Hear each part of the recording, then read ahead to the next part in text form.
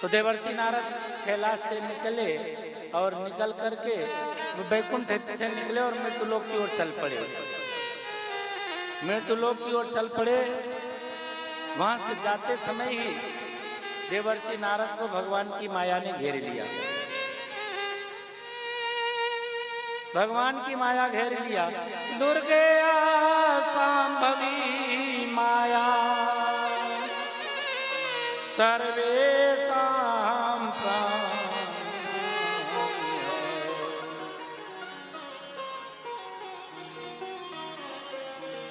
भक्त्या विनार्पितात्मानं तथा सम्मोह्यते जगत्। दुर्गयाम सांभवी माया, भगवान शंकर की माया बड़ी दुस्तर है। भगवान शंकर की माया जिसके ऊपर चल जाए, जिसके ऊपर भगवान शंकर की माया व्याप्त हो जाए, उस माया से बच पाना आसान नहीं है, बड़ी कठिन है भगवान शंकर की माया। इसलिए सब लोग शंकर जी के कृपा पात्र ही रहना, दास ही रहना, उनकी माया को जानने का प्रयास मत करना।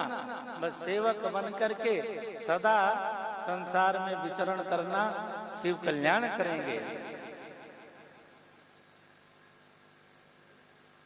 जा रहे थे रास्ते में देवर्षि नारद, उसी समय माया ने एक सुंदर नगर का निर्माण कर दिया। नगर में एक राजा का नाम है शीलनिधि। शीलनिधि राजा के यहाँ सुंदर कन्या है, उस कन्या का नाम रूपमती है, सुंदरी भी कहते हैं। तो रूपमती विवाह योग्य है। राजा के यहाँ पहुंचे, आतिथ्य हुआ, बड़े भाव के साथ में ले जाकर के अंतःपुर में देवर्षि नारद को बैठाया। बैठा करके अपने भाग्य की सराहना करता है। जब घर में संत बिना बुलाए आ जाए तो वो घर बड़ा भाग्यशाली होता है, वो जीव भी बड़ा भाग्यशाली होता है। बड़े भाग जब जानिए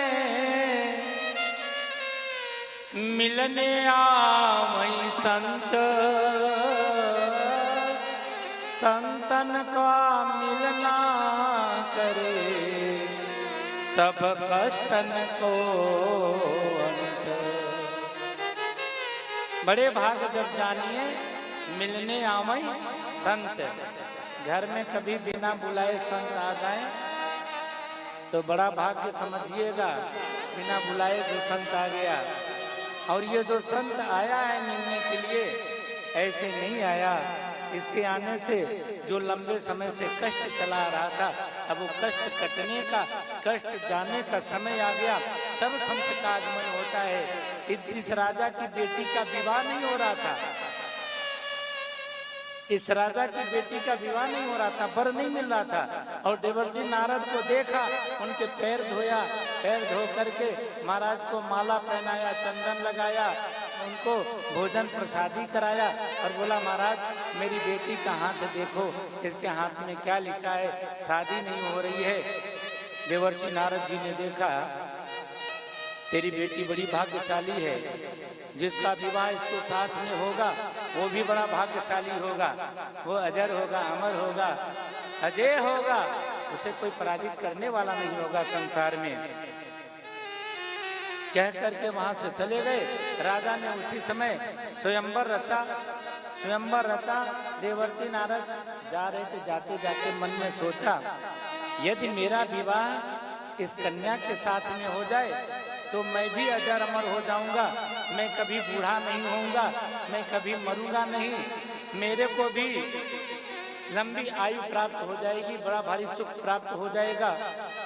मन में लोभ पैदा हुआ और विवाह की कामना आई। तो विवाह की कामना लेकर के सोच रहे हैं कि मुझ बाबा के साथ में कौन विवाह करेगा।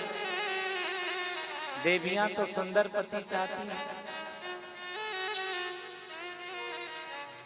और इस लड़की को भी सुंदर चाहिए चेहरा, और मैं हूं बाबा, तो बाबा को कौन पसंद करेगा। ऐसा मन में भाव आया। सुंदर चेहरा मिल जाए मेरे को तो मेरा भी विवाह हो सकता है। सुंदर चेहरा कहाँ से लूं? विचार करते करते मन में आया भगवान नारायण का सुंदर स्वरूप है, सुंदर चेहरा है। यदि वो मुझे उधार दे दे 2-4 दिन के लिए तो शादी कर लूं। एक बार शादी हो जाएगी तो फिर कहीं नहीं जाएगी, फिर तो अपनी पत्नी ही है। और ऐसा भाव ले करके देवर्षि नारद भगवान नारायण के पास पहुंचे। भगवान नारायण के पास पहुंचे। भगवान नारायण ने कहा अभी तुम गए फिर आ गए? महाराज समस्या जटिल है। क्या? मैं सोच रहा हूँ बाबा हूँ, कब तक अकेला भटकता रहूंगा? बुढ़ापा आ जाएगा, घर में कोई बुढ़ापा में रोटी बना के देने वाला, कोई एक गिलास पानी देने वाला होना चाहिए। महाराज कुछ ऐसे कृपा कर दो मेरा भी विवाह हो जाए, पत्नी आएगी, उसके बच्चे हो जाएंगे, बुढ़ापे में सेवा करेंगे।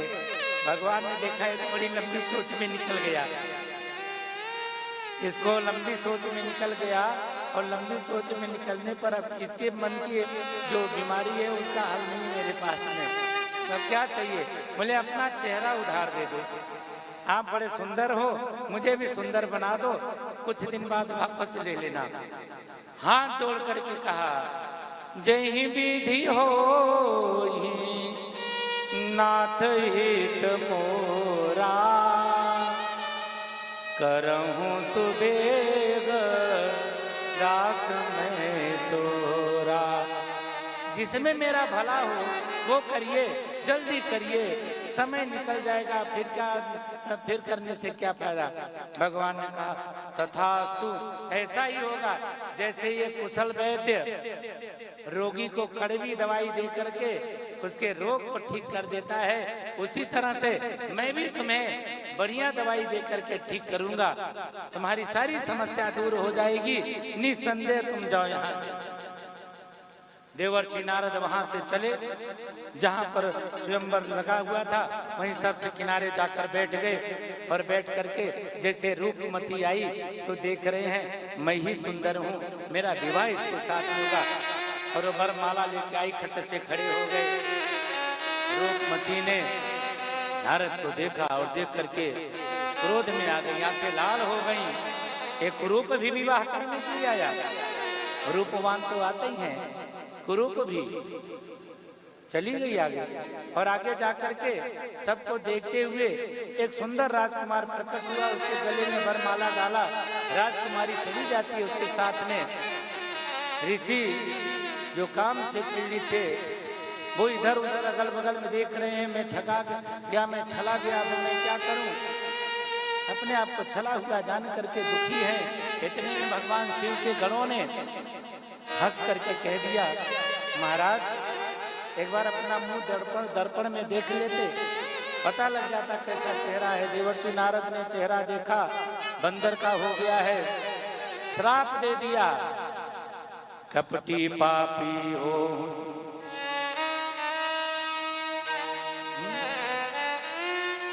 श्राप दिया उन्होंने, जाओ मैं तुम्हें श्राप देता हूं, जाहू निशाचर हो तुम, कपटी पापी दो। जाओ तुम दोनों निशाचर हो जाओ, कपटी हो जाओ, पापी हो जाओ, और तुम्हें देवत्व से राक्षस के यहाँ जन्म लेना पड़े। श्राप दे दिया बेचारे, अपना अपना हाथ जोड़ करके भगवान की ओर प्रस्थान किए दोनों। इधर देवर्षि नारद पहुंचे, भगवान राजकुमारी के साथ में जा रहे थे, भगवान को श्राप दे दिया, बार बार तुम लोगों के साथ में छल करते हो, आज तुम्हारा पाला नारद से पड़ा है। जैसे मैं पत्नी की विरह में भटक रहा हूँ, वैसे तुम भी पत्नी की विरह में पृथ्वी पर भटकोगे। तुम्हें भी मनुष्य रूप धारण करके पत्नी को खोजना पड़ेगा। और जैसे मुझे बंदर का रूप दिया, यही बंदर तुम्हारी सहायता करके पत्नी खोजने में सहयोग करेंगे। भगवान को श्राप दिया। भगवान ने उसी समय कहा दुर्गे संभवी माया सर्वेषां प्राणिनां